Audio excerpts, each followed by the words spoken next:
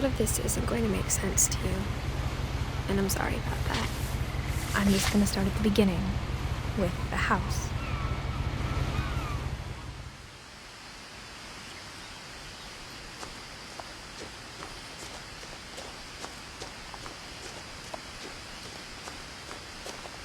I lived here until I was 11, but I wasn't allowed inside half the rooms.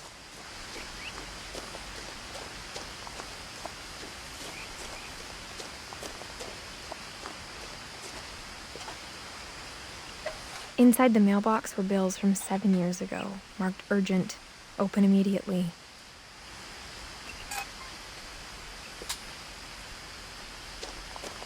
I hadn't been back since my brother Lewis's funeral.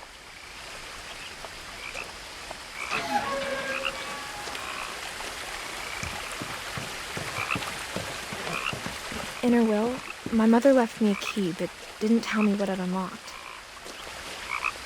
Maybe she thought I'd know, or she thought that the mystery would be enough to bring me back.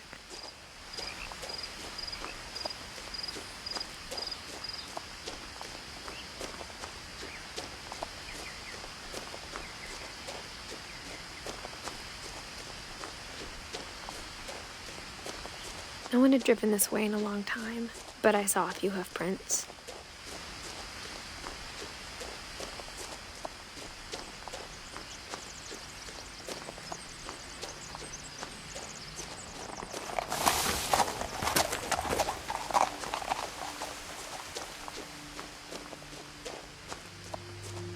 The truth is, even after I inherited the house, I never thought I'd come back to it. But now I had questions about my family that only the house knew the answers to. The house was exactly like I remembered it, the way I'd been dreaming about it.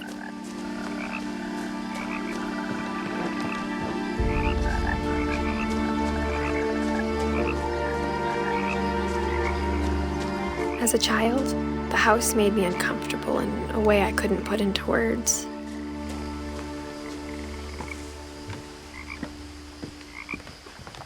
Now, as a 17-year-old, I knew exactly what those words were. I was afraid of the house. I hoped the key might unlock the front door. It didn't.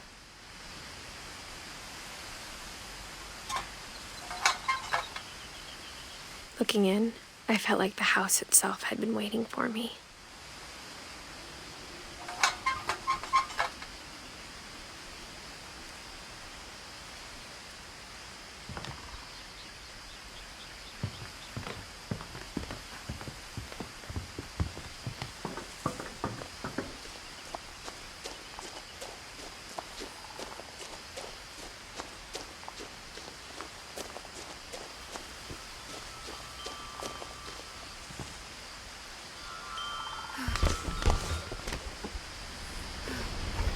Crawling through the doggy door used to be a lot easier when I was 11.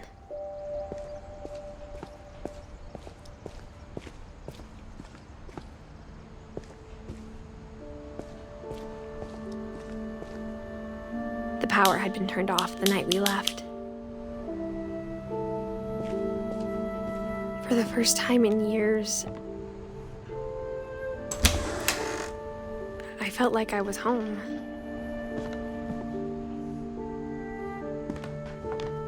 But instead of a family, there were just memories of one.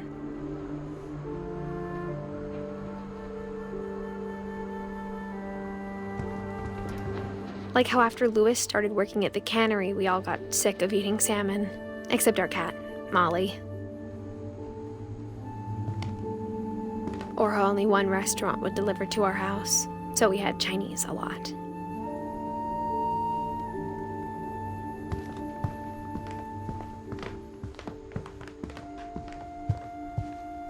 The table was still a wreck from the night we left. It was like a bomb had gone off, killing everyone but sparing the furniture.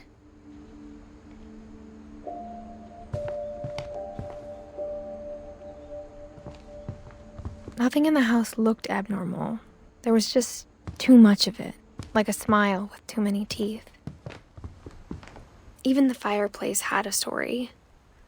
Edie told me the bricks came from the original house, after it sank.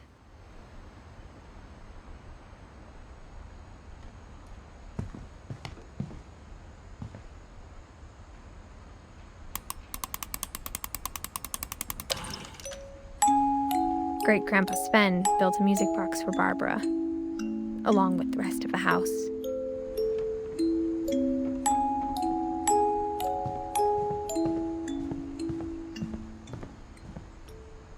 My mom wasn't much of an optimist, but she never stopped believing that my brother Milton was alive.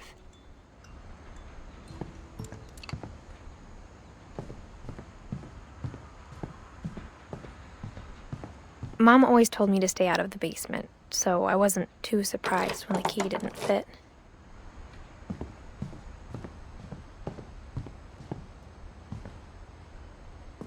After Milton disappeared, Mom sealed up all the bedrooms. Then Edie retaliated and drilled peepholes.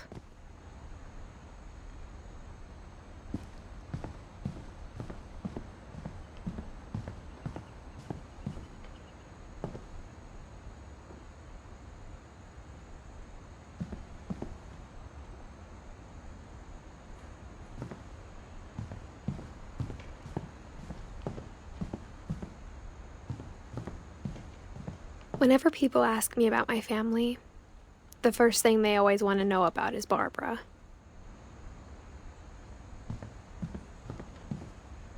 Edie's father, Odin, built the original house.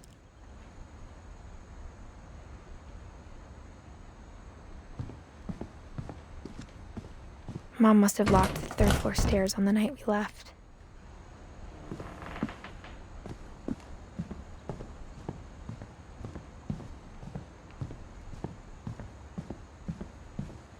I spent a lot of time playing in Great Uncle Walter's room. I think my mom sometimes regretted not sealing it up. Lewis told me there were secret passages, but I never believed him.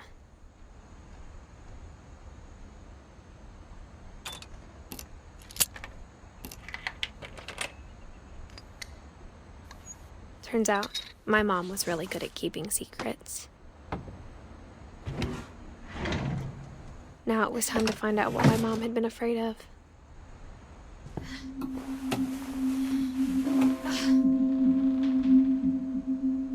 From the paintings on the wall, it was clear my brother Milton had been here before me. Reading this, maybe it sounds like I had a plan, but I had no idea what was behind that door.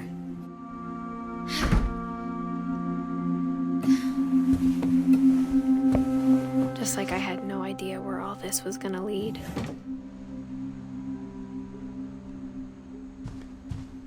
I grew up looking at Molly's room through the peephole. Being inside for the first time, I felt like I'd stepped behind a painting.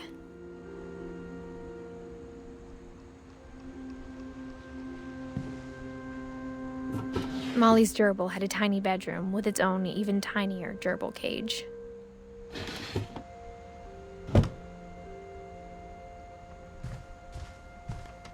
I got the sense Edie had spent a lot of time here, before my mom sealed the doors.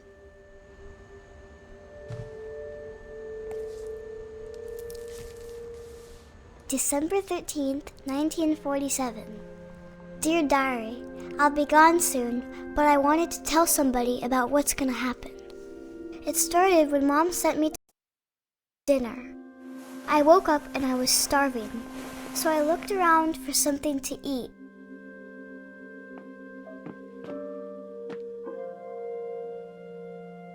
The gerbil food was dry, but I didn't mind it.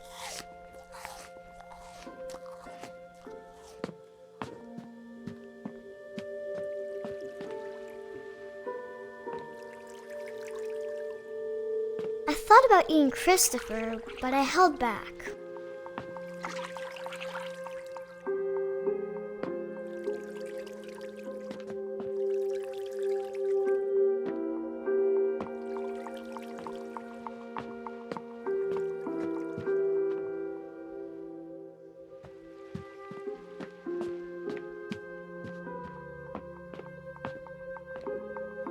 My Halloween candy was all gone.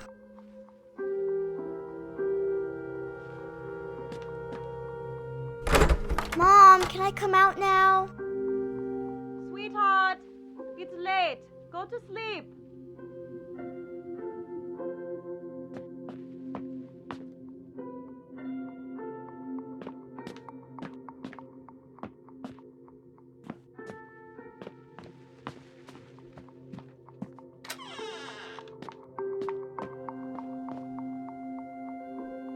I kept eating and eating.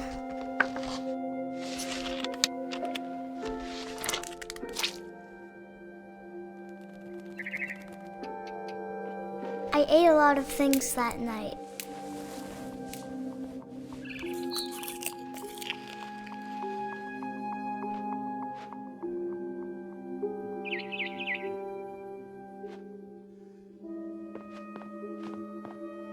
Then I heard chirping outside my window. It was a barn swallow going back to her nest. I reached out for her.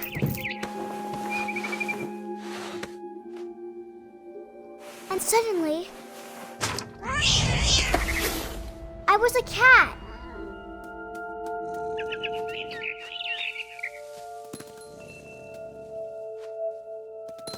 I tried to be quiet, but the bird was really scared.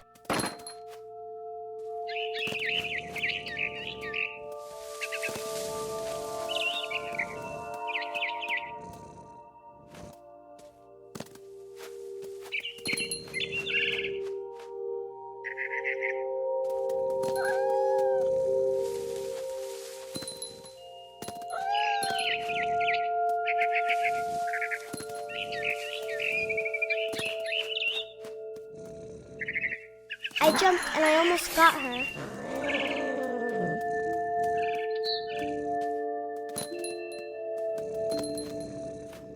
I could tell she was getting really tired.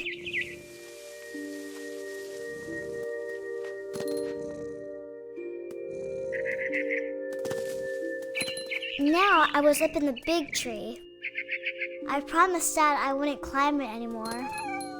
All I cared about was eating that mama bird. I gobbled her up. And suddenly, I was an owl. First, all I heard was the wind. Then I heard little teeth nibbling in the grass.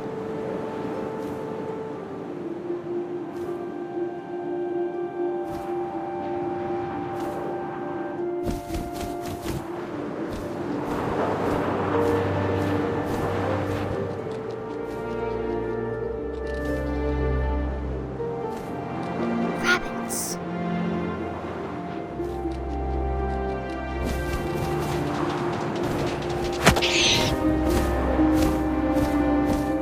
I imagined his face looking up and seeing mine through my talons. I swallowed him up, and I didn't chew one bit. Then I flew off to find something bigger.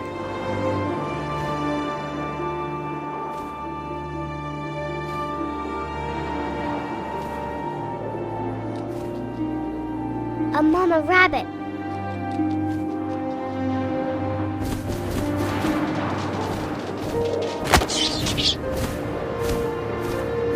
She was almost too big to carry. I started choking, but I couldn't stop eating. And suddenly, I was a shark.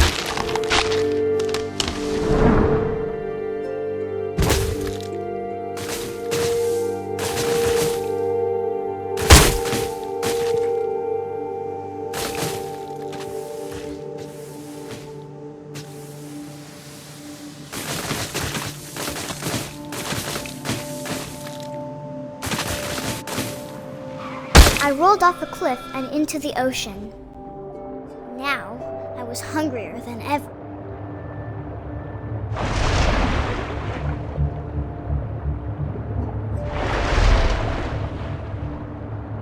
I wanted fat, juicy seals.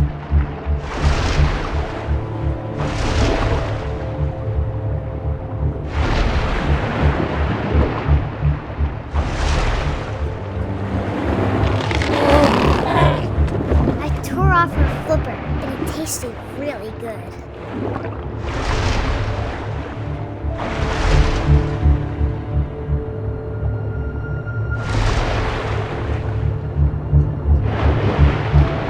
I grabbed on tight. When I was so hungry, I jumped out of the water. When I opened my eyes, everything had changed.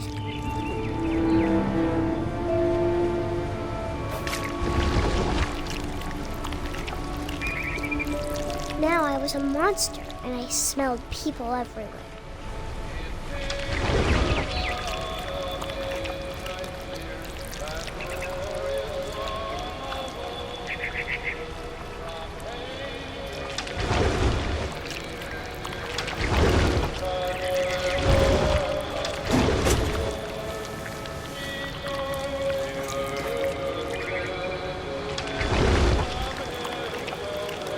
I was big, but I moved real quiet.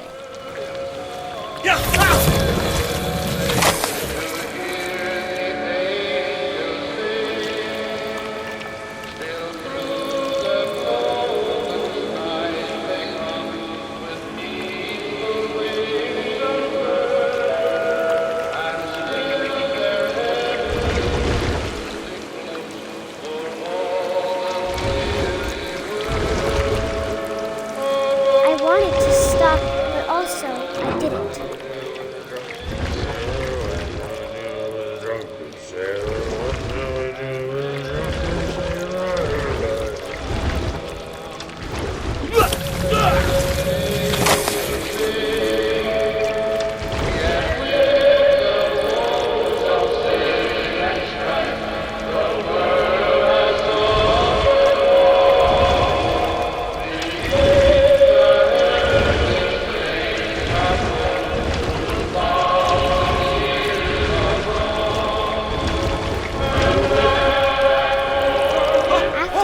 Passenger, I was still hungry. And across the water, I smelled something new. Something I had to have, so I swam towards it.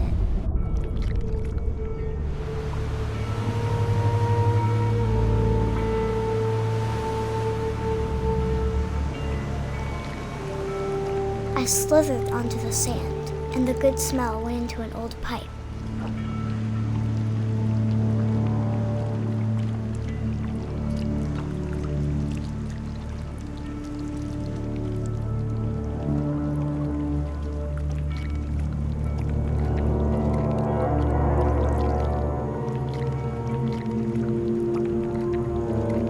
I got closer and closer.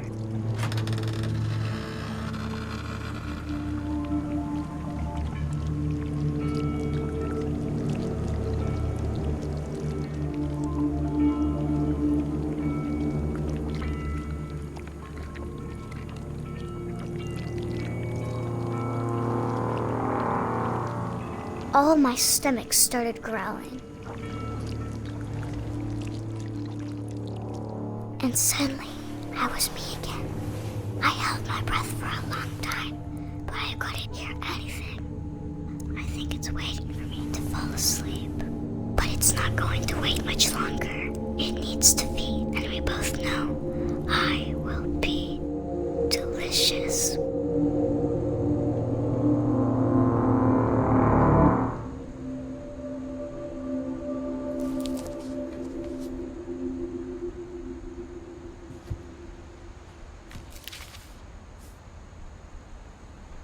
I'm not sure if I believed all of that, but I'm sure Edie would have.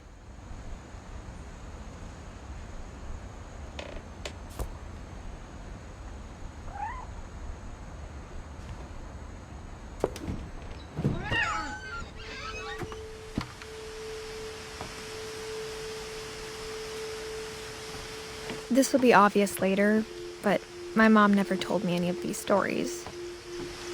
Edie would have, but Mom didn't like bringing up the past. Though, when we adopted a stray kitten, she was the one who named it Molly.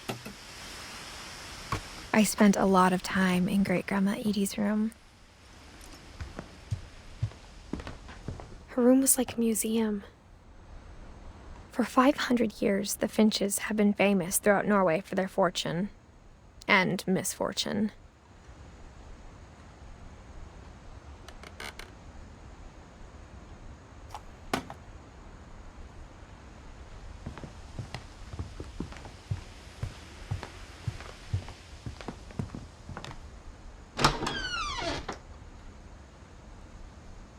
The only trace Grandpa Sam's first wife, Kay, left on the house was the pink bathroom.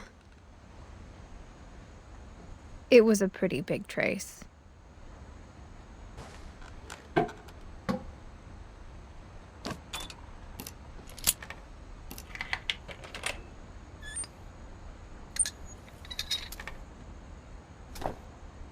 There's a secret in this bathroom.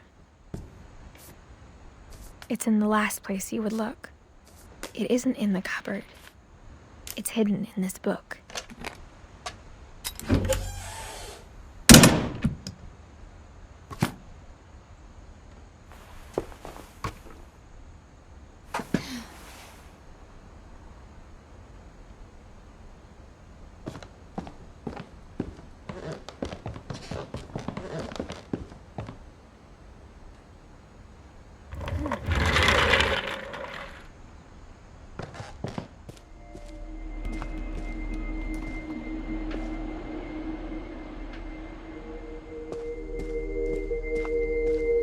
I knew Grandpa Sam had a twin, and that he never talked about him. I guess my grandpa didn't like history any more than my mom did.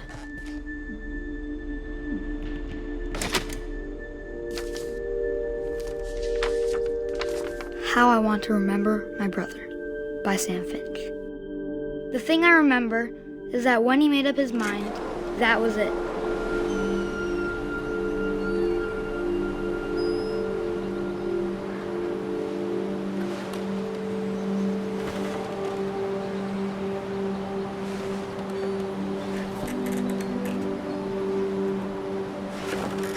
My brother said he'd die before he ate another mushroom, and he did. At Barbara's funeral, we swore we'd never be afraid again, and he wasn't. I think Calvin always wanted to fly.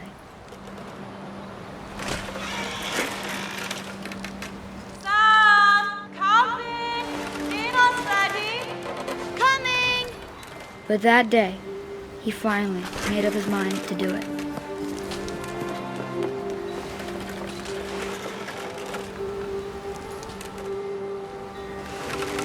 I told him going around was impossible. Maybe if I hadn't said that, Calvin! I'm not gonna tell you again! maybe if the wind hadn't picked up, then maybe he'd still be here. But I doubt it. I think he'd already made up his mind. That's what I want to remember about my brother.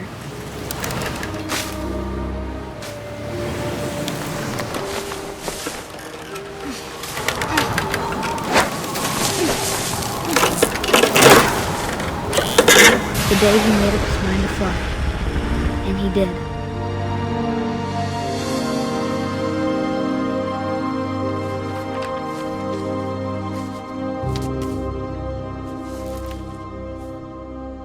Calvin's story felt strangely familiar. When I was younger, I remember trying to do the exact same thing.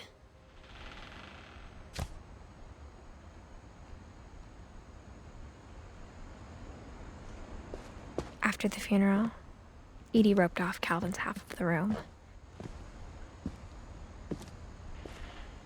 Mom said Grandpa Sam enlisted at 18 and never set foot in the room again.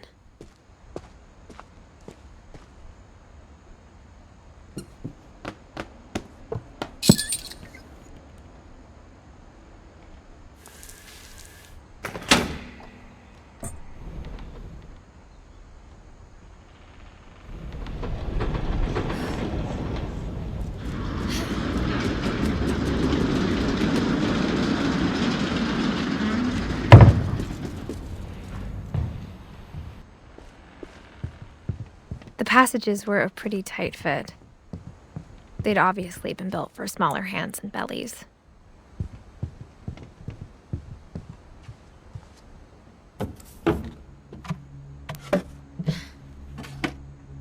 Growing up, I always thought of Barbara as a child star. I never thought about how hard it must have been for her afterwards.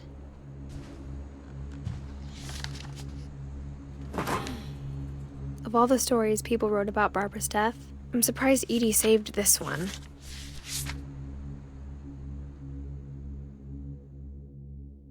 Old Jack here with another ghastly tale inspired by America's most unfortunate family.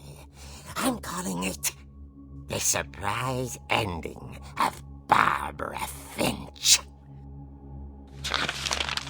As a child star, Barbara was famous for her scream. Now at 16, she was all washed up. A has-been. But in a lucky break, she'd been asked to perform her signature scream at a local convention for monster movie fans. It was just the boost her career needed. Unfortunately, her scream hadn't aged well. Getting better.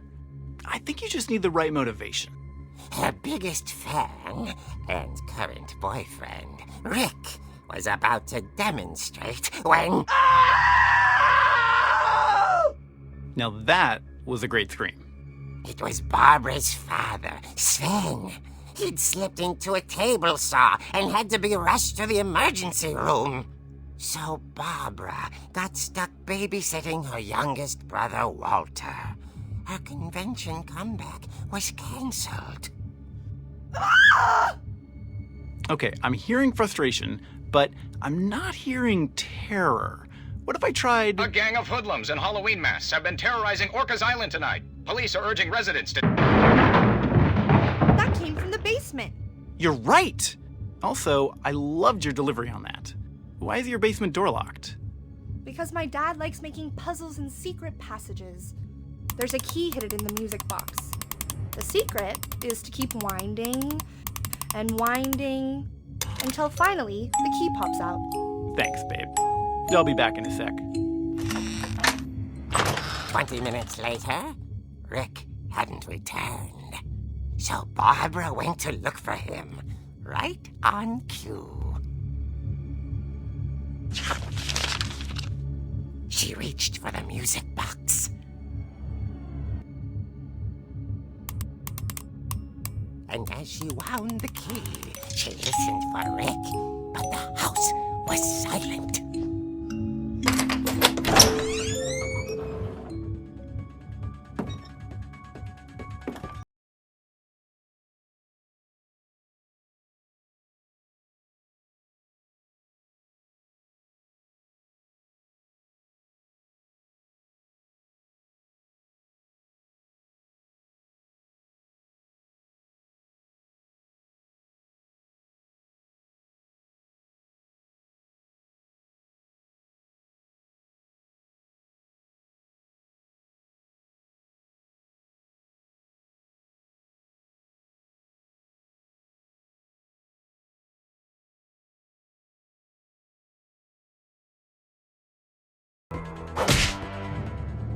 Oh! Rick? Barb, relax. I was just trying to scare you to help you find your scream. Well, I'm not scared, Rick. I'm furious. Then act furious. All I'm getting from you now is that you're hurt and confused and She threw him out, but she kept a little something to remember him by. Barb, have you seen my other crutch? And she was still holding it when she fell asleep watching the late picture show. Hours later... Barbara! Walter, what's going on up there? Ah! Okay, I'm coming up, but if this is a trick, you're dead, Walter.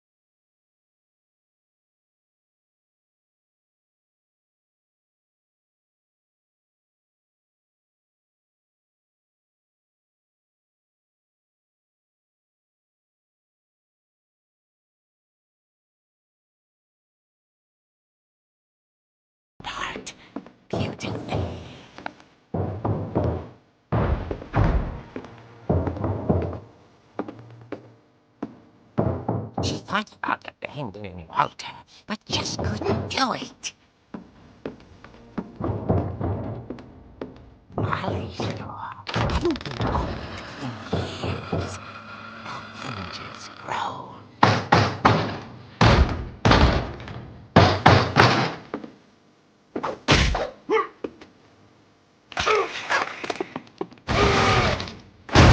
He wasn't moving, but she sensed the story might not be over yet.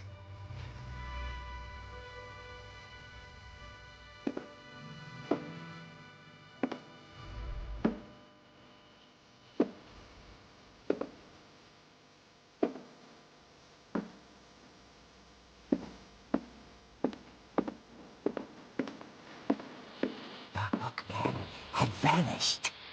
She listened for his breathing, but all she heard was...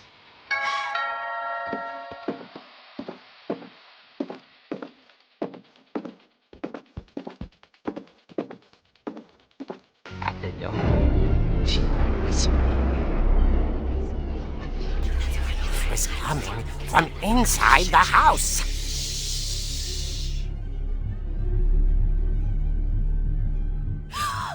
Oh dear. The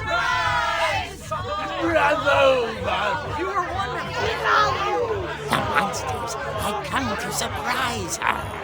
For Barbara, it was a dream come true. Then she saw what kind of monsters they were, and she realized what was about to happen.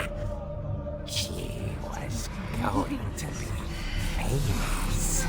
And with her final breath, Barbara Finch gave the performance of her life.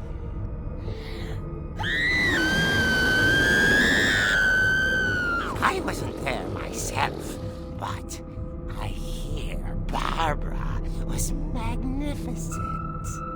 Poor girl. She had a taste for stardom. But unfortunately, so did her fans. Of course, the police blamed it all on poor Rick, who disappeared the same night. And little Walter?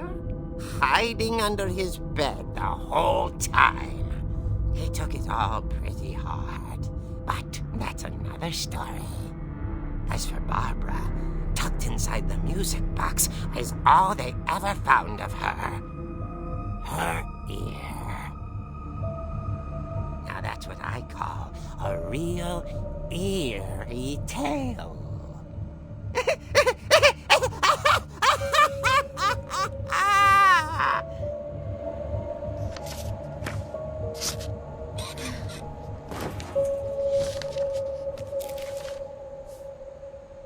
Edie told me all Barbara wanted was to be remembered, as absurd as that comic was. Maybe what Edie saw was a happy ending.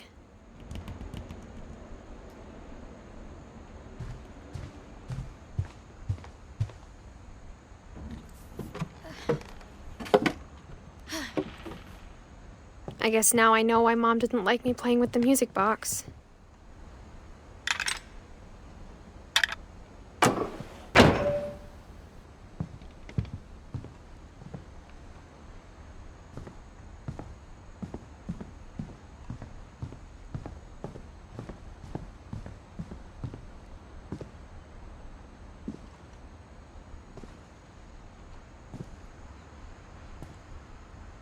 A lot of things got left behind in the whirlwind of that last night.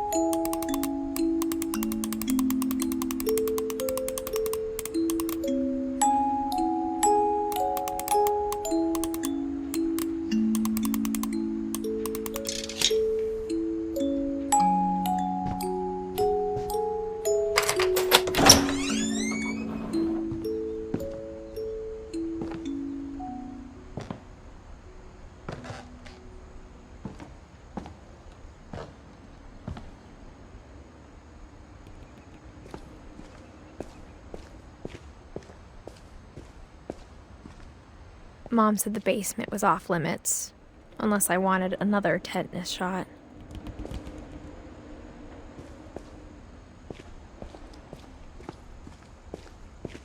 I saw Edie sneak down to the basement once, carrying packages.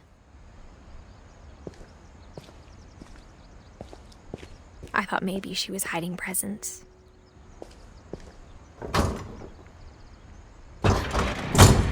It turned out she was hiding a lot more than that.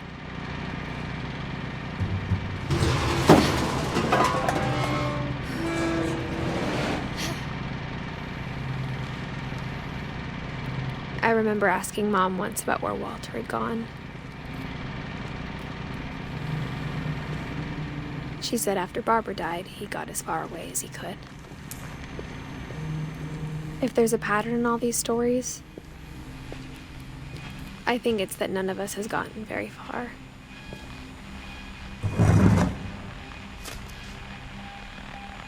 Goodbye, everyone. I can't believe I've been down here for 30 years. On that first day, after the shaking started, I didn't think I'd survive a week.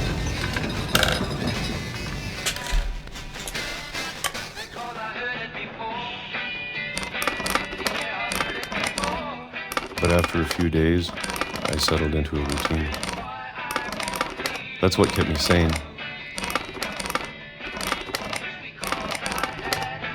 Having a schedule, living for today. I always expected to be dead tomorrow. But if you wait long enough, you get used to anything.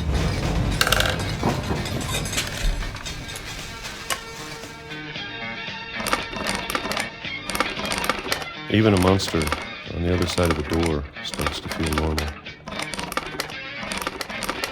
Almost friendly.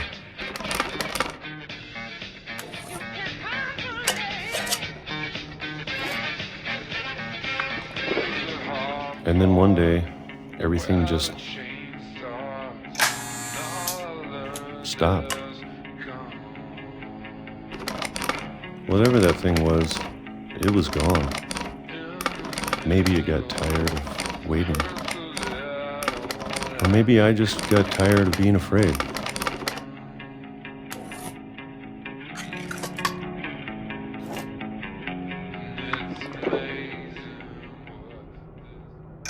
It's been a week now, the longest in 30 years. I'm done waiting. I have to leave while I still can.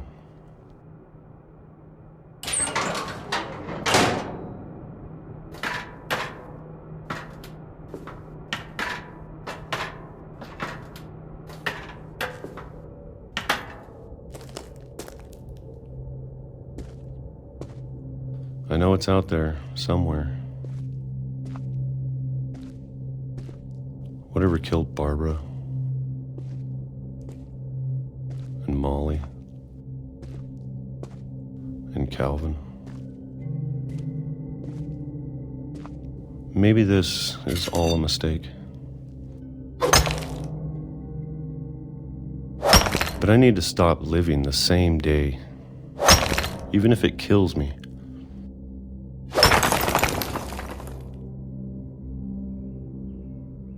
Whatever's out there, I want you to know I'm ready for it. I'm going to appreciate all of it, especially the food. I don't mind if I only have a year left, or a month, or a single week. I'd be happy with one new day. I can already imagine the sun on my face.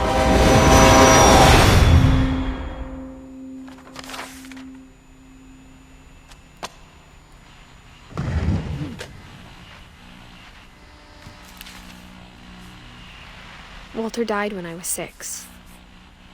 I can't believe my mom never told me he was down here.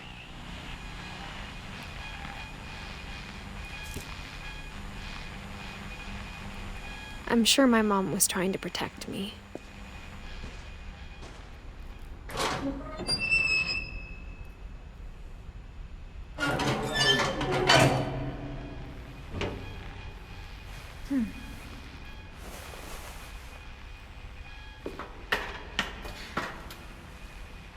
Maybe she was afraid I'd end up like Walter. But if she never told me about an uncle under the house, I can only imagine what else she was hiding. I don't want to make the same mistakes she made, trying to bury something that's still alive. Now that there's only one of us left, or maybe two, I thought it was time I heard the stories for myself and found out what happened to everyone else. But now I'm worried the stories themselves might be the problem. Maybe we believed so much in a family curse, we made it real.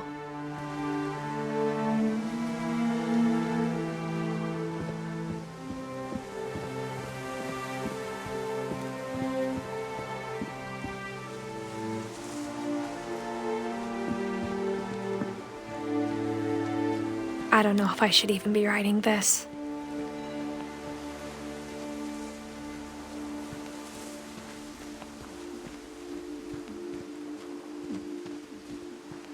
Maybe it'd be better if all this just died with me.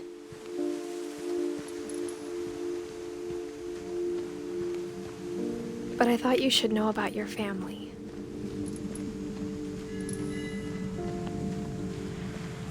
And the history you're a part of.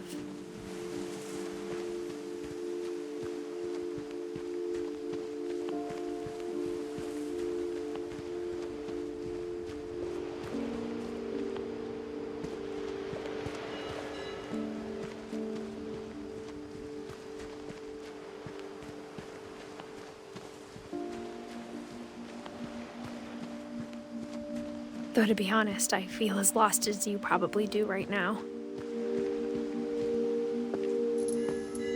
I think the people in these stories believed them, for what that's worth.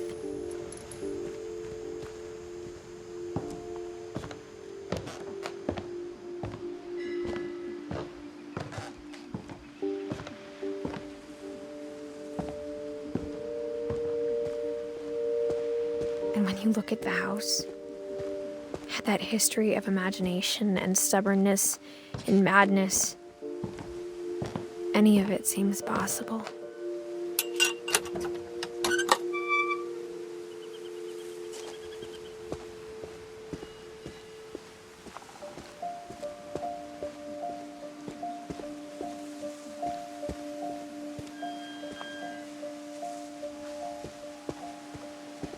I think we've been surrounded by death for so long, we've just gotten used to it. What kind of family finishes building a cemetery before starting the house?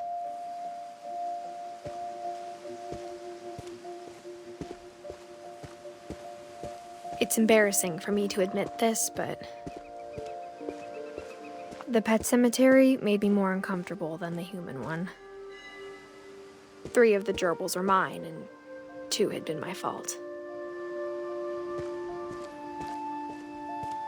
Sven built the house, but it was Edie who designed the cemetery.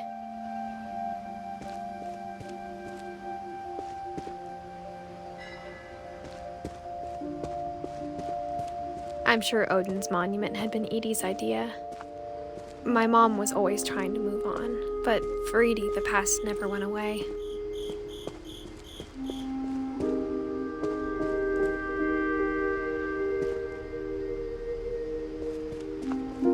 She could see it poking out of the water at low tide.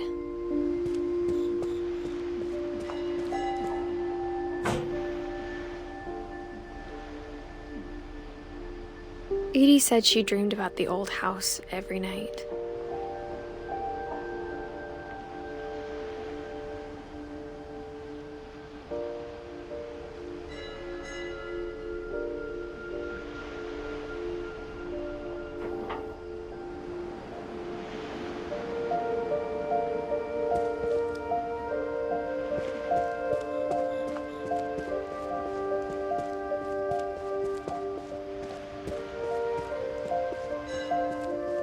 Edie's side was always easier for me to understand. But the older I get, the more I can see where my mom was coming from. She lost 2 of her brothers, just like I did. I get why she tried so hard to protect us. There's so many things I wish I could ask my mom now. Part of me thinks this is what she wanted all along. For me to come back someday and find everything out for myself.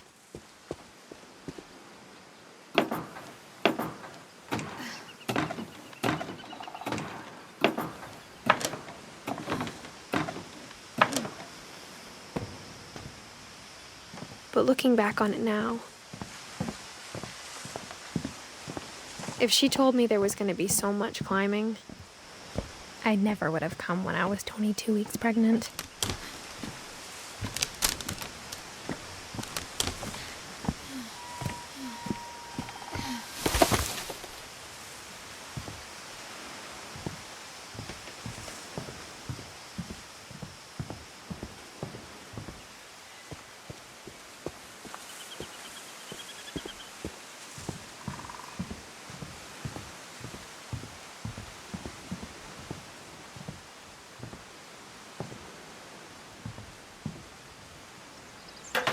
I never met Grandpa Sam, but I think he and my mom had a lot in common.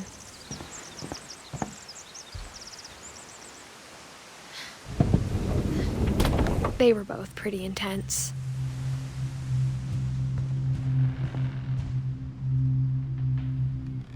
Sam spent his life shooting photos, but Mom said he got nervous being in front of the camera. I guess we're all afraid of something.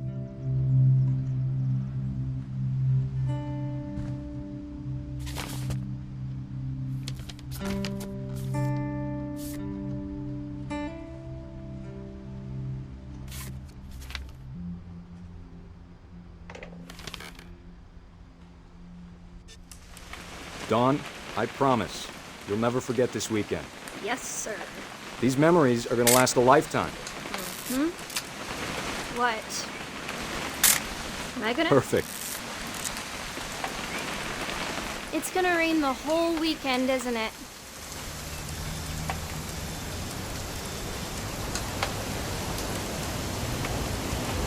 I will never forget this weekend, Dad. That's the spirit.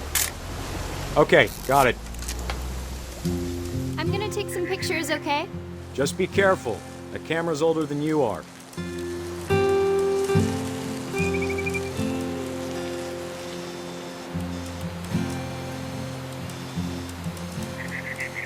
You're right, Dad. It's starting to clear up. Still freezing, though.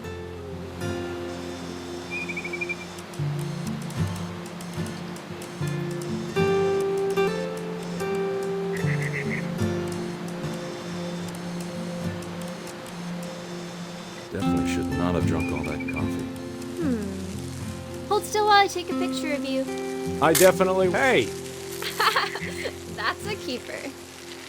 Nothing quite like being outside. I'm just saying, I'm not always gonna be here, Dawn. You'll need to remember this stuff, if you want to survive. I'll be fine, Dad. You know who else thought he was gonna be fine? Some guy who died. Dawn, I'm being serious. I know, Dad. You're always serious. Doesn't being out here make you want to chill out? Well, to tell you the truth, I haven't been out here in 20 years.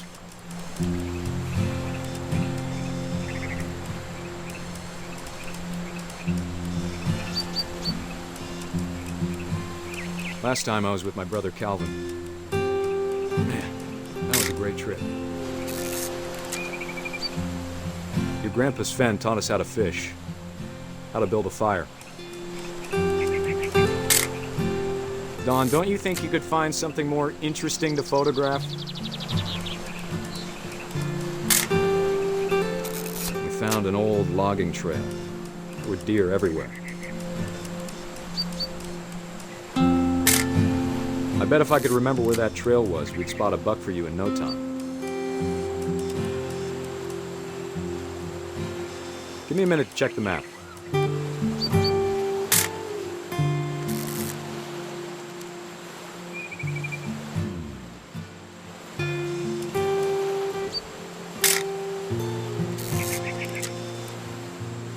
Let's see.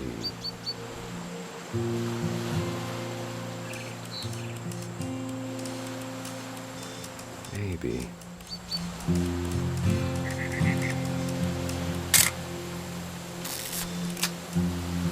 Or was it?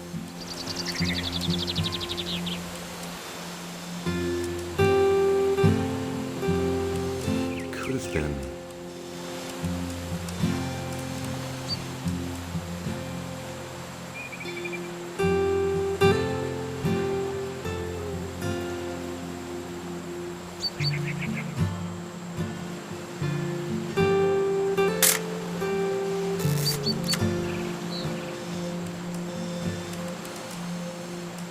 Good eyes, Don. Before you take the shot, let me get a picture of you.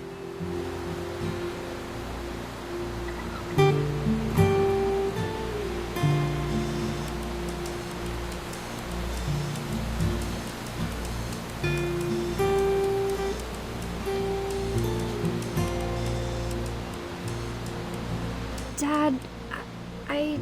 Just breathe. Let me get behind you. Do I have to do this? Don, you don't have to do anything.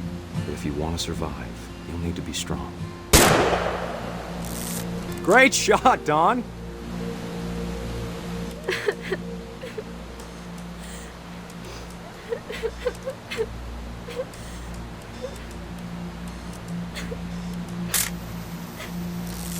I'm proud of you, Dawn. Always remember that, okay? Dad, it's twitching. I think That's it's totally normal, Dawn. Just focus on the camera. Try not to think about— Dad!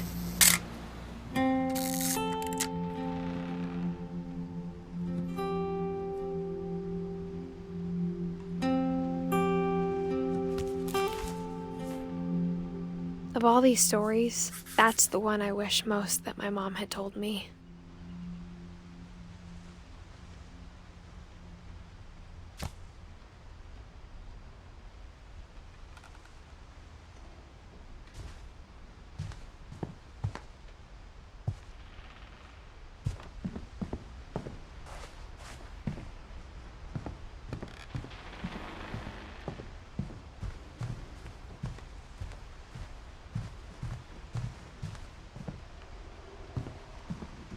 Instead of hiding from death, Sam seemed to go out of his way to meet it.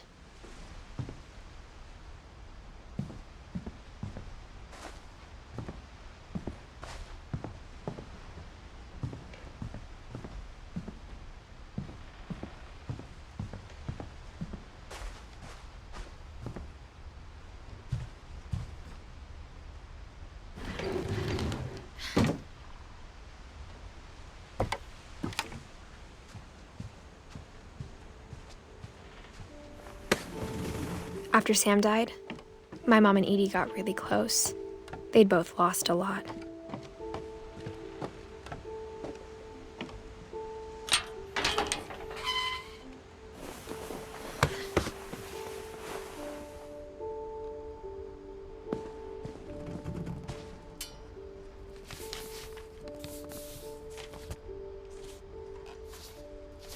Dear Kay, do you remember the way Gregory used to laugh when he thought he was alone? Like something funny was happening, but only he could see it.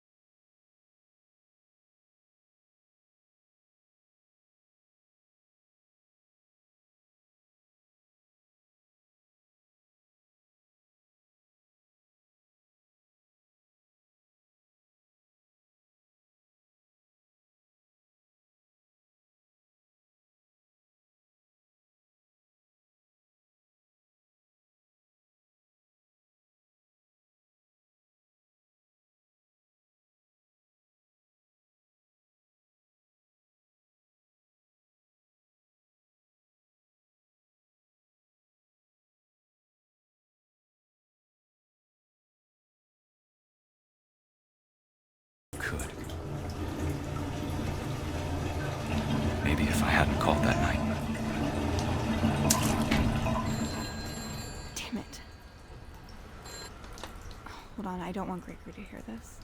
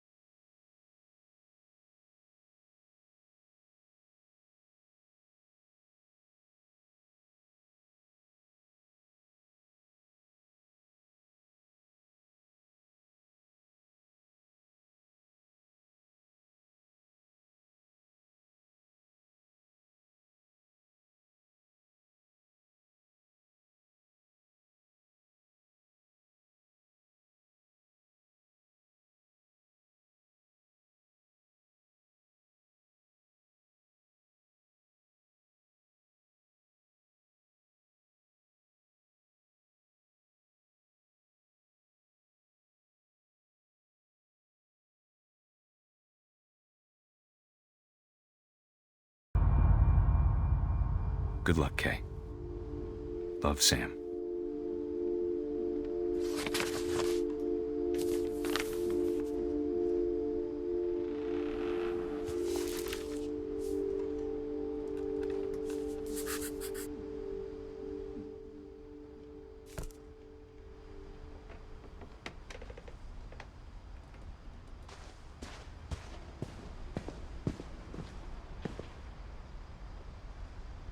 I can't imagine my mom ever writing poetry, and yet... A poem for Gus, who always said the wedding was a bad idea. Our father never hit us kids, at least not very hard, before the day my brother said with teenage disregard that he'd be dead before he'd see a wedding in our yard.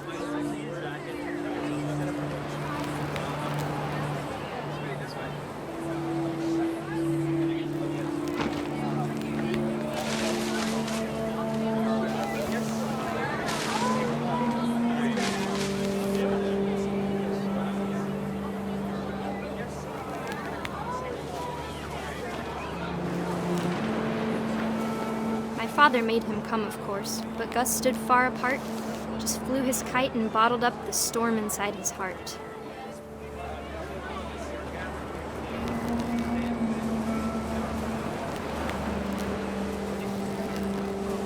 I tried to talk him out of it, but though he'd never met her, "We don't need a stepmom," were the words that I now remember. pronounce you husband and wife. You may kiss the bride.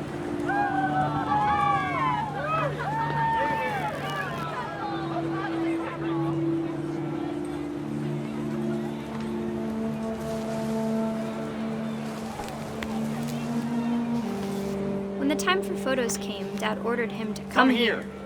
But Gus declined, and as a sign held up his middle finger.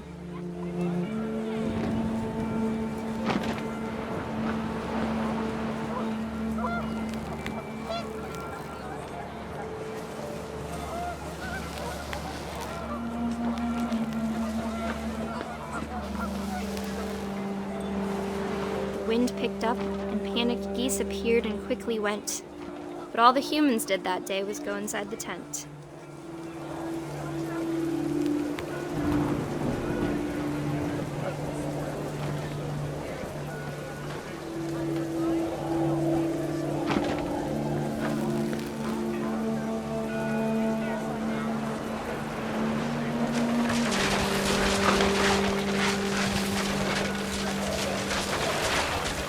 Rain came down in buckets then, but no one seemed afraid that nature might destroy the tent our dad had crudely made.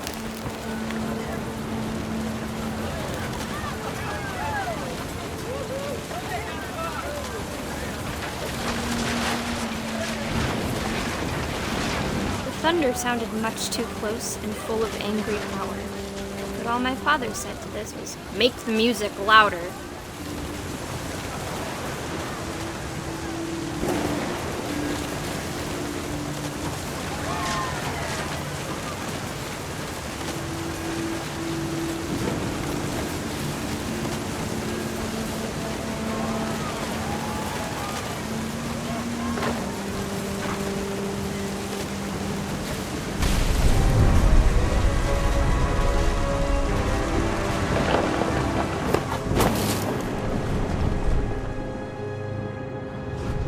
wish that I could truly say I thought about you on that day. Out there on the beach alone, just you, the wind, the sea, and foam. But I didn't, until we found you.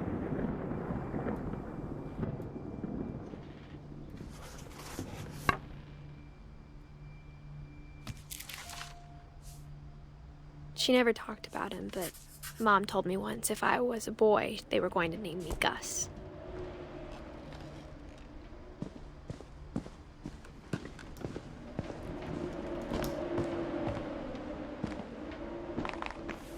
My mom moved up to the loft after her brothers died. At the time, it was as far away as she could get.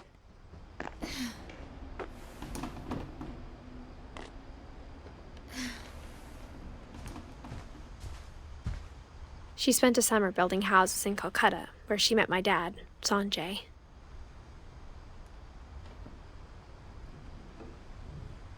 My mom moved to India a week after graduation and got a job teaching English. Louis was born a year later.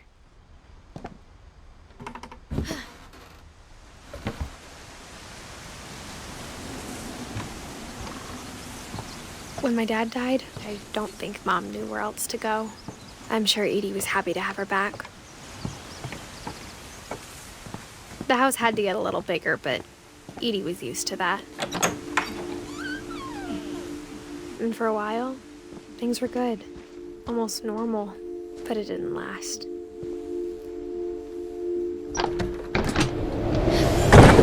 The beginning of the end was Milton's 10th birthday, when Edie gave him a castle.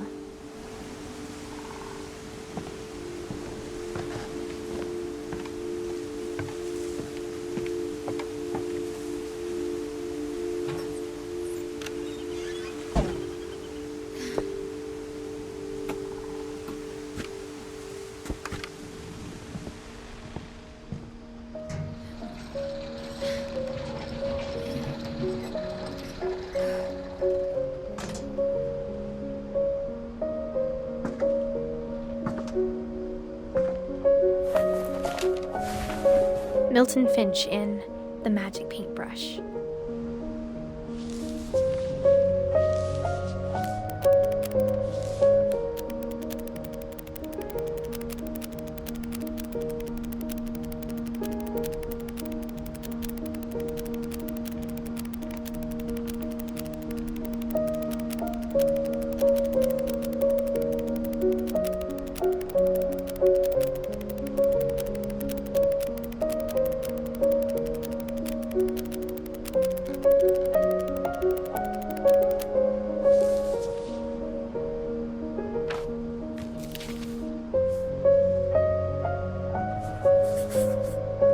I was 4 when Milton disappeared.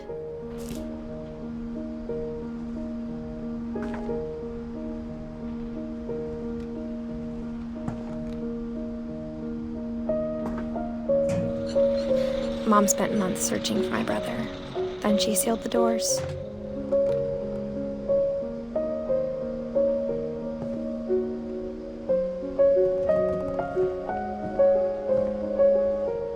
Whatever Milton had found in the house, Mom didn't want it getting out.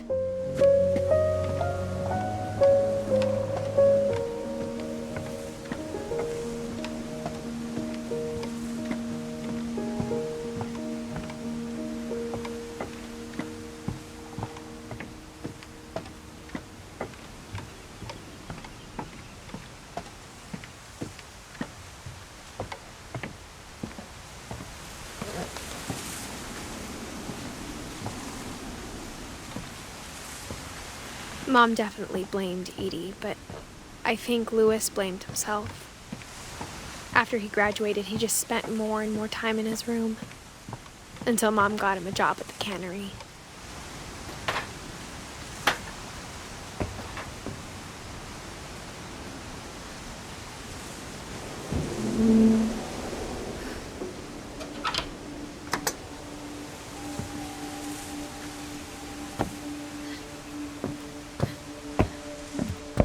Louis's room smelled very, very familiar.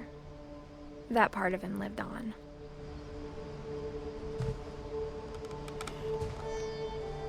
Lewis and I spent a lot of time playing games together, but he was surprisingly bad at them. He died a lot.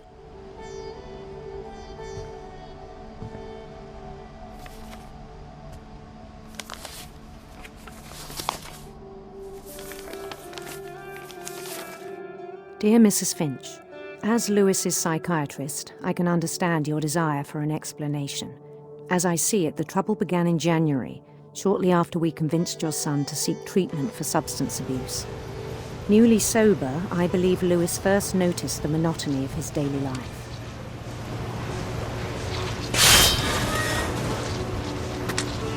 He kept working at the cannery. But he withdrew part of himself.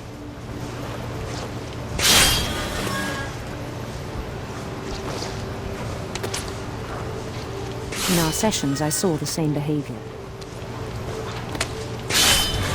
His mind began to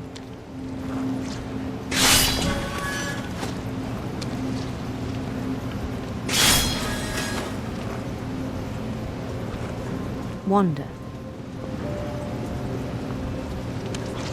I asked him to describe it. He said he started small, imagining a labyrinth. He'd feel his way about. Then something moved. Bats. And toads.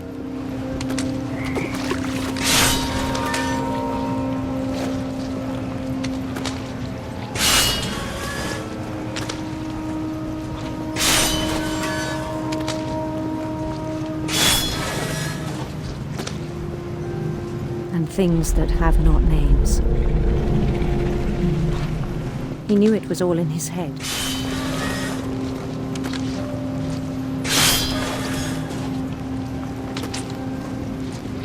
But he took it very seriously. I had hoped he'd find himself.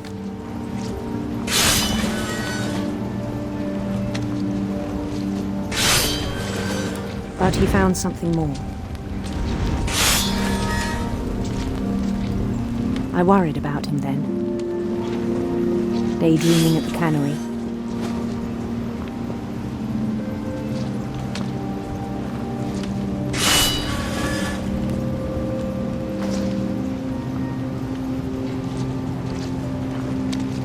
I spoke with his boss, but he said Lewis had become a model employee, methodical, tireless, focused. Like a whole new Lewis.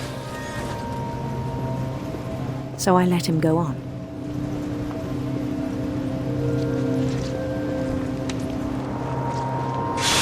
I even encouraged him.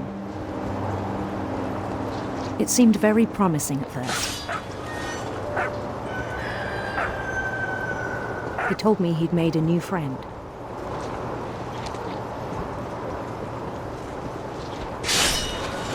On the edge of a city he named Lewis Topia. He built the city up slowly, brick by brick. Then he made musicians.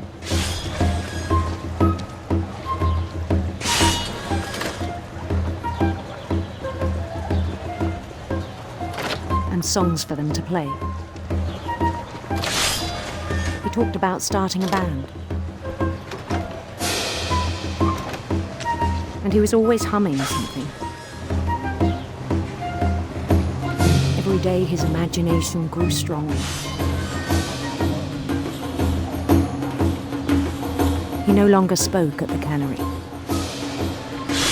but his chopping was as reliable as ever. Then one day it struck him that all the cheering crowds, even the stones under his feet, were all in his imagination, so he could do whatever he wished.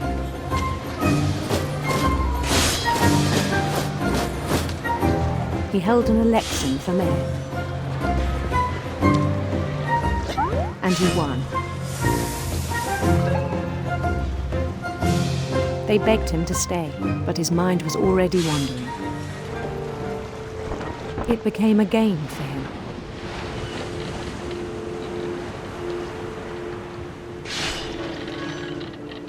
He'd conquer a city, then immediately push on.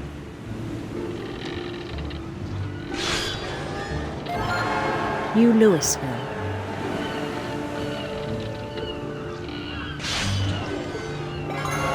St. Louis. He started drifting away from our reality.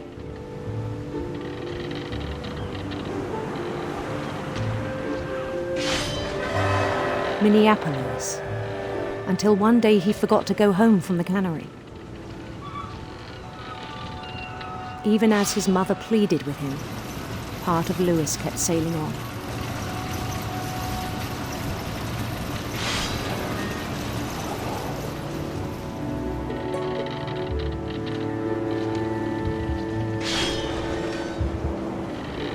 In Louisburg, he heard rumors of a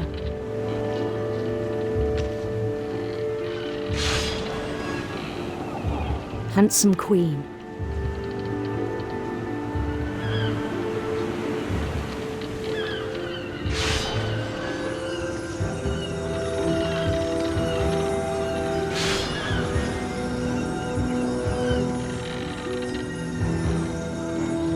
The queen was on her own quest for radiant rainbows.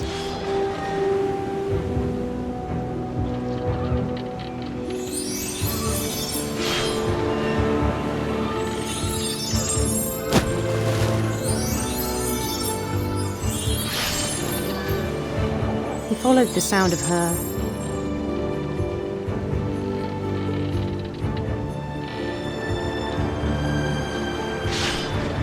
silver harp.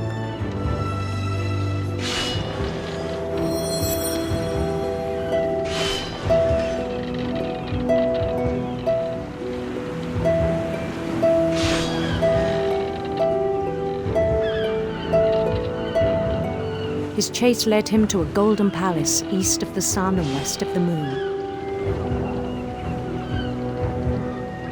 Even then, his logic remained sound. He knew the world was all in his imagination.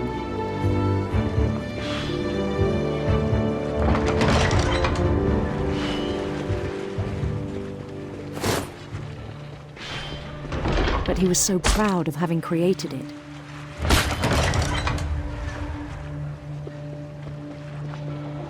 In his own eyes, he'd become something greater than a king.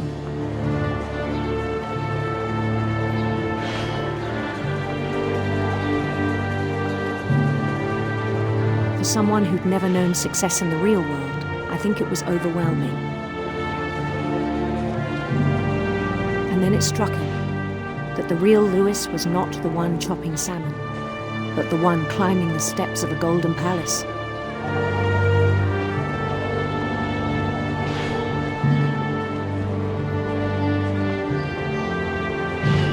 My imagination is as real as my body, he told me.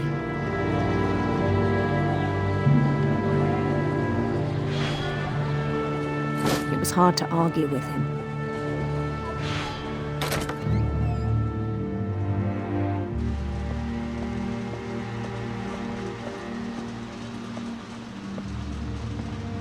He began to forget the world we know.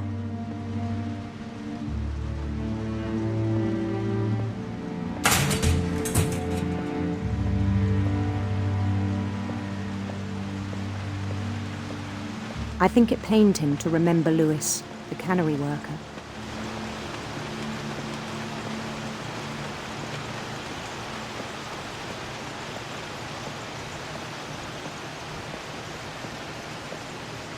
He began to despise the man with a royal contempt.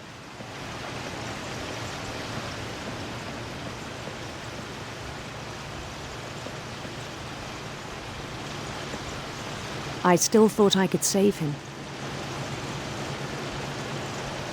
Even after he said he was being crowned king over all the lands of wonder. The palace would be packed with his companions.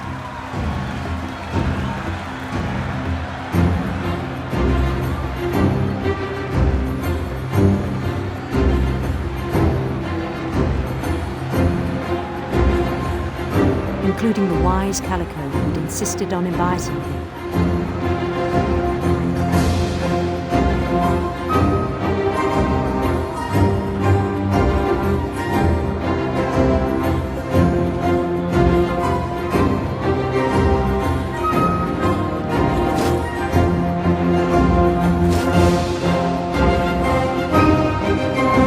His queen waited, holding his crown.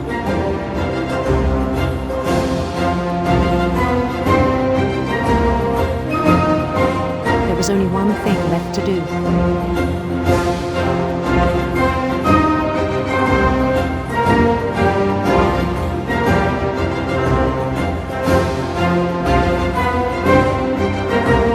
Bend down his head.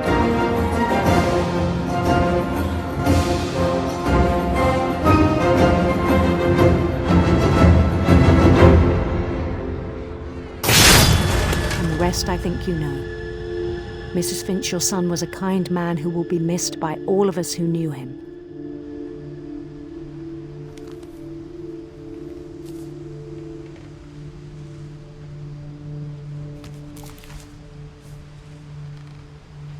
My brother was really cool. I wish you could have met him.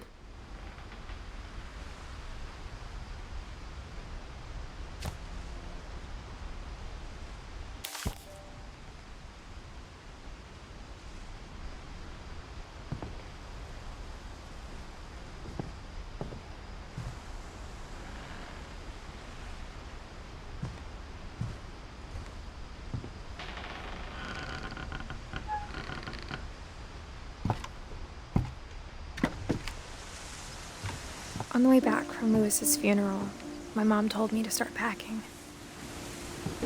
She waited until the day before we left to tell Edie.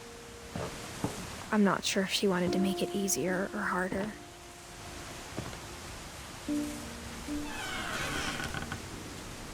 I wish we'd stayed. But I understand why we left.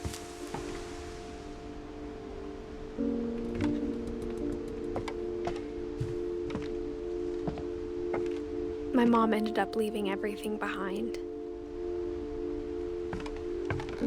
What happened that night had been coming for a long time. Maybe it should have come sooner.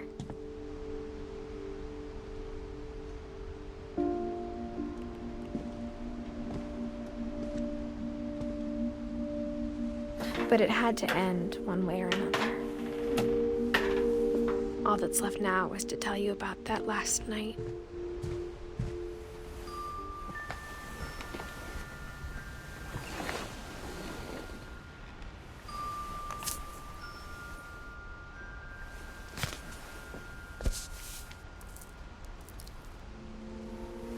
That whole last day, Edie just watched us pack and didn't say a word.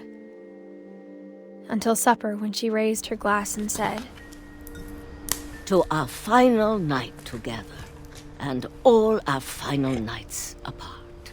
Grandma, you know what I said about alcohol. Some of your medications are very Edith, specific. I left a present for you in the hallway. Why don't you go open it? The grown-ups have to argue now. I'm sorry, you're right. We're all leaving tomorrow. Let's just enjoy our last... I'm not leaving. Edith, you're excused.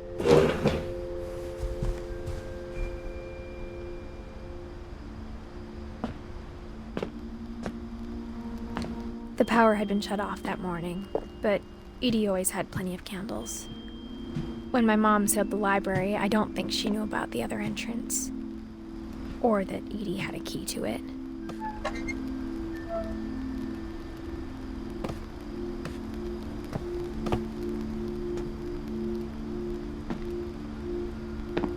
That thing you're afraid of isn't going to end when you leave the house.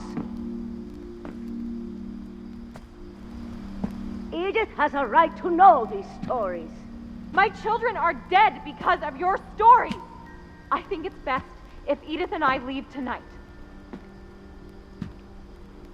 We'll have the nursing home send a van for you in the morning, okay? Dear Edith, there's so many stories I wish I could tell you, but there's only time for one. This is about what happened on the night you were born. That night, the tide went way, way out.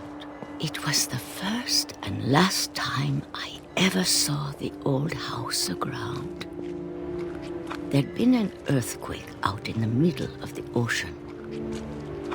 They called it the lowest tide in 1,000 years. God, it smelled awful.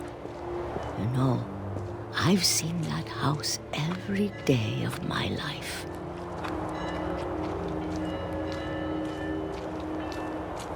But I never thought I'd go back to it. When the fog rolled in, I lost my way.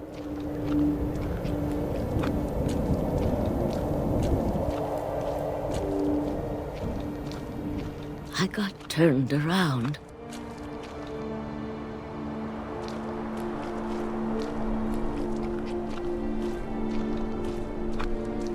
I started seeing things.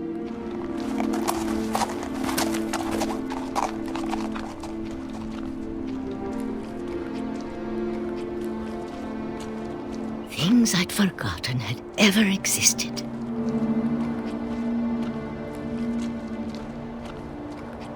But when I saw them, they felt like old friends. That night, a lot of things came back to me. Or maybe I came back to them.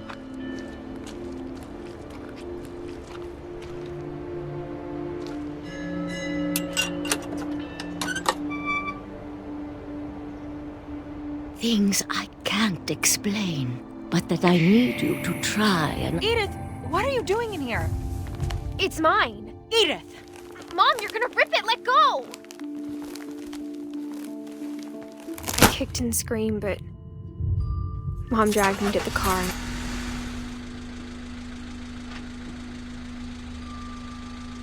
I never saw Great-Grandma Edie again.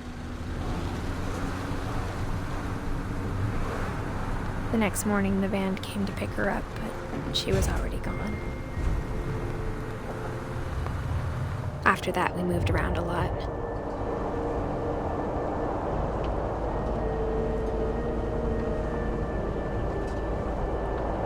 We both tried to make the best of it.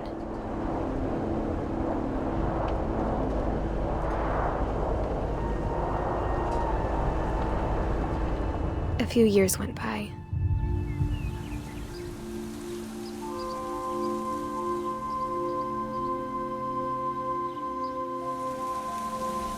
My mom didn't like to talk about it,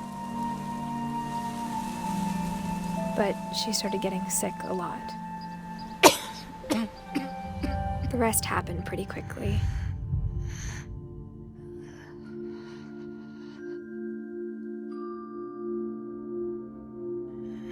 She got better for a while, and then she didn't. And then I was alone.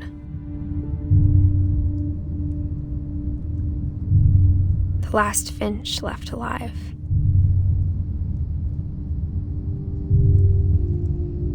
Until I found out about you. I'm still not sure what to tell you about all this. If we lived forever, maybe we'd have time to understand things. But as it is, I think the best we can do is try to open our eyes and appreciate how strange and brief all of this is. This journal was supposed to be for you. But now I hope you'll never see it.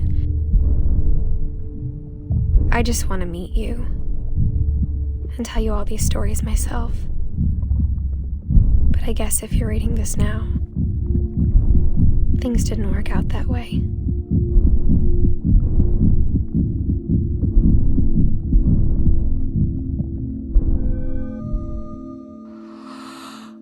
This is where your story begins.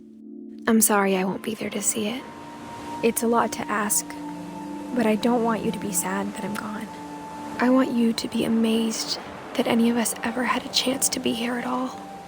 Good luck.